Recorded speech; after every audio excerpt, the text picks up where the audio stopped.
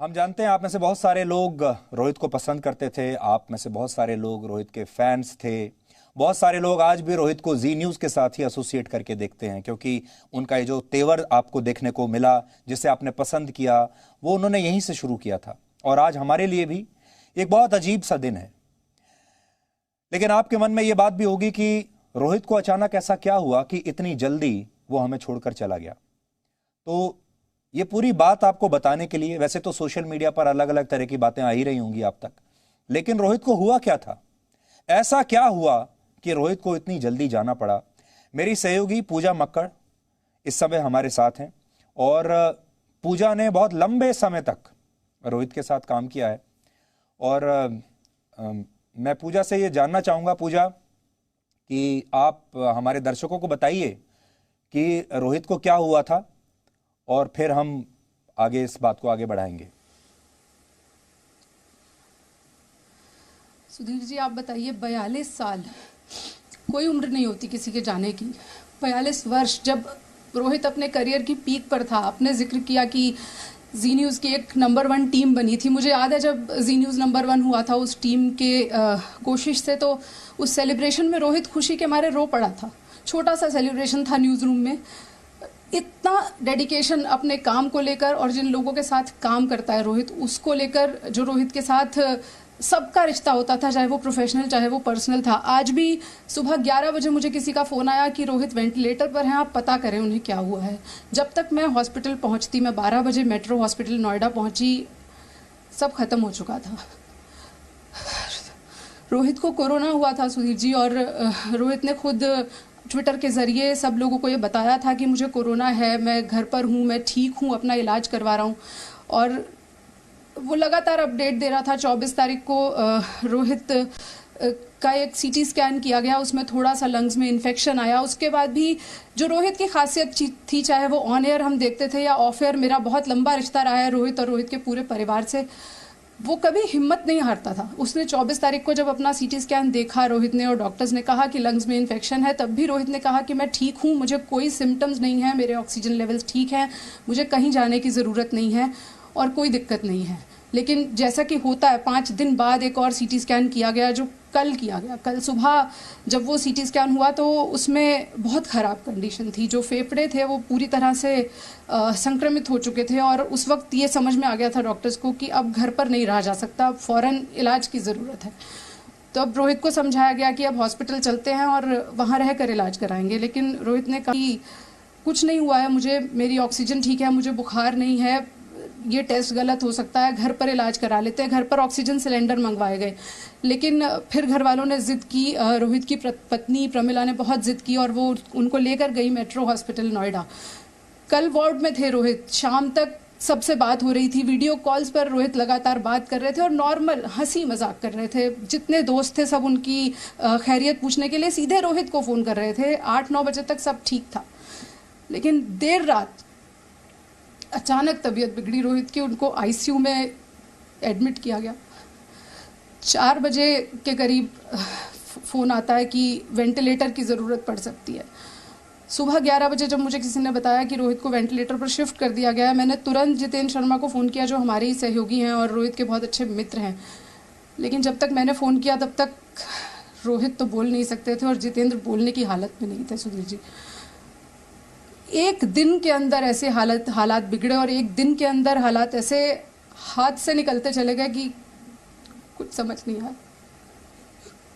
जी पूजा, बिल्कुल आप जो बता रही हैं, जितेंद्र ने आपसे बात करने के बाद मुझे सुबह फ़ोन किया था और मेरे भी हाथ पैर कांपने लगे थे जब मैंने इस खबर को सुना। और ये बहुत अजीब सी स्थिति है जब हम अपने किसी सहयोगी के बारे में आज ये रिपोर्टिंग कर रहे हैं।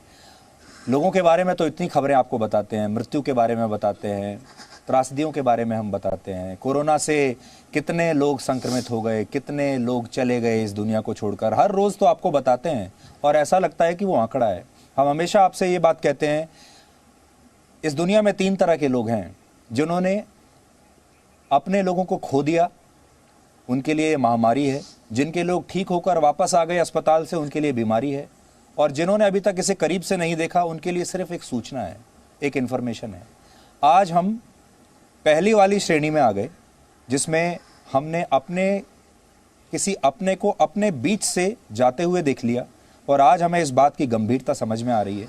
पूजा, आज समझ में आ रहा है कि ये जो कोरोना है ये कितना खतरनाक है, और ये कैसे किसी के भी बीच में से कैसे मृत्यु आती है और पलक झपकते ही उठा के ले जाती है, जैसे रोहित को उठाकर ले गई। सुधीर जी, जो लोग इस वक्त देख रहे हैं उनसे हाथ जोड़कर विनती है, मास्क लगाएं और बिना ज़रूरत घर से बाहर ना निकलें, क्योंकि इस बार हम देख रहे हैं वक्त नहीं मिल रहा है लोगों को। कल तक रोहित बिल्कुल ठीक थे, फ़ोन पर बात कर रहे थे, शाम को हॉस्पिटल के वार्ड से बैठकर बातें कर रहे थे, कोई दिक्कत नहीं थी। 9 बजे तक किसी को अंदाज़ा नहीं था कि इतना बुरा हाल हो जाएगा, लेकिन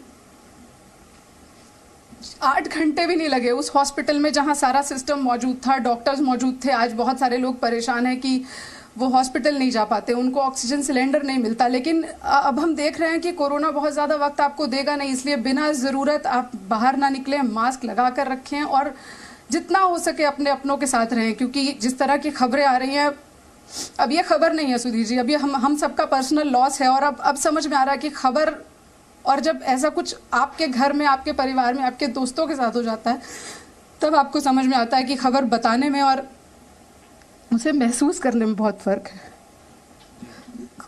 पूजा, आप अपने आप को संभालिए, और मैं इससे ज़्यादा और क्या कह सकता हूँ। हम सबकी लगभग एक जैसी ही स्थिति है, लेकिन शुक्रिया आपने अभी इतनी हिम्मत दिखाई, आप हमारे बीच में आई और आपने रोहित के बारे में हमारे दर्शकों को बताया। आपका शुक्रिया। हम आपको बता रहे थे कि अक्सर मीडिया में बड़ी राइवलरी होती है। मीडिया में एक चैनल दूसरे चैनल के बारे में बात नहीं करते, एक चैनल दूसरे चैनल के लोगों के बारे में बात नहीं करता, क्योंकि प्रतियोगिता इतनी कड़ी होती है। रोहित अब हमारे चैनल में नहीं थे, लेकिन लंबे समय तक हमारे साथ रहे, और आज हमें भी उतना ही दुख है जितना किसी और को होगा।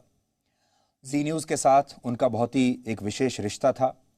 जी न्यूज़ में जो न्यूज़ रूम के जो लोग हैं वो तो आज बहुत ही आहत हैं, आपने देख लिया। जी न्यूज़ के जो संस्थापक हैं और राज्यसभा सदस्य डॉक्टर सुभाष चंद्रा, उनके साथ भी रोहित का एक बहुत अच्छा रिश्ता रहा है, और आज डॉक्टर सुभाष चंद्रा ने भी रोहित को श्रद्धांजलि दी है। उन्होंने रोहित को याद करते हुए हरियाणा में हिसार के एक कार्यक्रम को याद किया है, जहां उन्होंने अपनी मौजूदगी से पूरे कार्यक्रम में जान डाल दी थी। इस कार्यक्रम को रोहित ने होस्ट किया था, और डॉक्टर सुभाष चंद्रा ने लिखा है कि रोहित, मैं तुम्हें बहुत याद करूंगा, मैं तुम्हें बहुत मिस करूंगा। मुझे ये भी याद है, जब डॉक्टर सुभाष चंद्रा राज्यसभा के सदस्य बने थे, एक बहुत बड़ा विशाल कार्यक्रम आयोजित किया गया था हिसार में, जो कि उनका होम टाउन है, और बहुत बड़ा कार्यक्रम था, उसमें बहुत सारे लोगों को आना था। और डॉक्टर सुभाष चंद्रा ने मुझसे कहा था कि इस प्रोग्राम को कौन होस्ट कर सकता है, और मैंने तब रोहित सरदाना का नाम सजेस्ट किया, और उन्होंने मुझसे पूछा कि हाँ, रोहित अच्छी चॉइस है, लेकिन क्या रोहित इस तरह के प्रोग्राम्स को कर लेगा? और हमने कहा कि पूरा यकीन है, he is the best I have, ऐसा मैंने तब उन्हें कहा था। और रोहित ने निराश नहीं किया, और रोहित ने जहां भी जितने भी कार्यक्रम किए, चाहे वो न्यूज़ के कार्यक्रम हो, स्टूडियो के कार्यक्रम हो, बाहर के कार्यक्रम हो, करंट अफेयर्स के कार्यक्रम हो, हर जगह वो उनमें जान डालने की कोशिश करते थे। हमारे साथ न्यूज़ रूम में हमने बहुत अच्छे दिन देखे, बहुत ख़राब दिन देखे। वो ज़माना था जब जी न्यूज़ बहुत संघर्ष कर रहा था, हमारे ऊपर बहुत सारे लीगल केस हो गए थे, और हम लगातार संघर्ष कर रहे थे, सरकारें पीछे पड़ गई थी हमारे। उस समय हम तो आउट ऑफ एक्शन थे, लेकिन पीछे से कोई ऐसा व्यक्ति चाहिए था जो कि लगातार चैनल को संभाल कर रखे और लोगों तक पहुंचता रहे, आवाज बुलंद करता रहे। रोहित वो व्यक्ति था जिसने इस काम को बखूबी निभाया जब हम मुसीबत में थे, और जब हमने जी न्यूज़ नंबर 1 टीम बनाई, तब रोहित ने उसमें बहुत अच्छा योगदान दिया।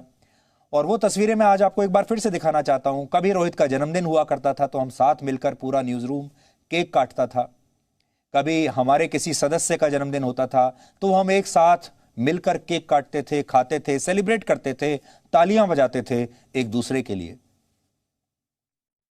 अच्छा समय बहुत बिताया, बुरा समय भी बहुत बिताया, इस तरह साथ में कॉफी पी। यहां आप देख सकते हैं हमारे पुराने टीम के सदस्य हैं, सिद्धिनाथ आपको दिख रहे हैं, सिद्धार्थ त्रिपाठी आपको दिख रहे हैं,